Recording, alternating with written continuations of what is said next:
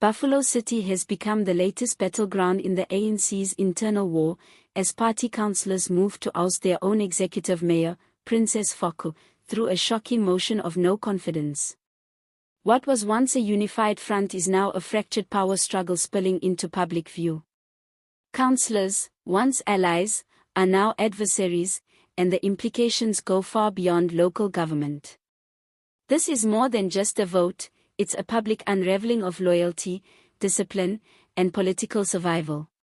As factionalism tears through the party's Eastern Cape stronghold, the ANC's image as a stable governing force is rapidly eroding. Why now? Why Faku? And what's really driving this mutiny? Join us as SA Unfiltered exposes the layers behind the headline, the betrayal, the power plays, and what this rebellion tells us about the ANC's weakening grip on its own structures. The African National Congress, once the epitome of unity and loyalty within South Africa's political landscape, is now grappling with a deepening identity crisis, and nowhere is that more glaring than in Buffalo City. In a political earthquake that few saw coming, ANC councillors in the municipality have turned on their own, filing a motion of no confidence against Executive Mayor Princess Faku, a member of their own party. It's a move that has stunned observers, shaken the local government, and exposed the widening cracks within the ruling party's foundation. When voters cast their ballots for ANC leadership, especially in strongholds like Buffalo City, they expect the party to act with cohesion, with purpose, and above all, with discipline. But the latest developments are anything but disciplined. The motion to oust Princess Faku did not come from opposition benches or hostile coalitions, it came from the very councillors who once backed her, who campaigned under the same banner, and who claimed to believe in the same political mission. If ever there was a visible sign that the ANC's internal fractures have boiled over, this is it. Sources within Buffalo City Council say the tension has been simmering for months. Councillors loyal to different factions within the ANC have clashed over procurement issues, political appointments, and the strategic direction of the municipality. Some insiders describe the current state of governance as paralysis, a city where council meetings descend into chaos, tenders are delayed, and leadership is either reactive or entirely absent. For many on the ground, the no-confidence motion was less about Mayor Faku's failures and more about internal power grabs disguised as accountability. What makes this moment uniquely volatile is that Princess Faku was not imposed on the city by outside forces. She rose through ANC structures, ticked the boxes, and was once seen as a loyalist who would protect the party line.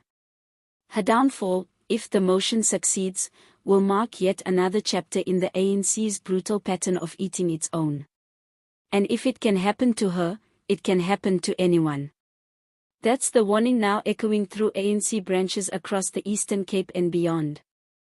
Political analysts are not surprised by the rebellion. In fact, many have been predicting this kind of implosion for months. The post-election period has left the ANC in a weakened position nationally, struggling to enforce discipline at local government level. With its national majority eroded and its ideological direction muddled, the party is now vulnerable to internal coups, led not by opposition parties, but by ambitious councillors and factional warlords seeking to control municipal budgets and influence. Buffalo City, once a dependable ANC fortress, has become a battleground not only for political control, but for the soul of the movement. Councillors who once rallied behind the mayor are now demanding her immediate resignation. They claim she has failed to deliver services, botched critical infrastructure projects, and allowed corruption to fester within city departments. But critics of the motion argue that these grievances are merely a smokescreen for deeper, more sinister agendas, namely, the redistribution of tenders, appointments, and municipal contracts to rival networks within the ANC's own ranks.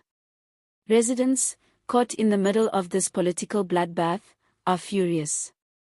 For them, this motion isn't a sign of accountability, it's proof that the politicians elected to serve are more focused on power plays than potholes, more interested in backroom deals than basic services. The streets of Buffalo City are crying out for leadership, roads are crumbling, streetlights don't work, informal settlements are expanding, and basic service delivery has slowed to a crawl. And now, instead of fixing these problems, the ruling party is at war with itself. The chaos has also sent shockwaves through the Eastern Cape ANC provincial structures. While the party's leadership attempts to present a united front, behind the scenes, damage control is in overdrive. Meetings are being held, phone calls are being made, and disciplinary threats are flying in all directions. But it might be too late. The genie is out of the bottle. Once party members realize they can unseat a mayor without consequence, the precedent is set. And in a party already plagued by infighting, that precedent could be catastrophic. National ANC leadership is reportedly watching the situation closely. For them, Buffalo City is a test case, not just of governance, but of authority. If they allow this motion to go forward without intervention, it could signal that local structures are free to act without national oversight. But if they step in too harshly, they risk further alienating grassroots members already skeptical of the national leadership's motives. It's a tightrope act, and one misstep could deepen the divide. In many ways, the no-confidence motion is a reflection of the broader state of South African politics. Coalitions are collapsing, party loyalties are eroding, and voters are losing faith in politicians of every stripe.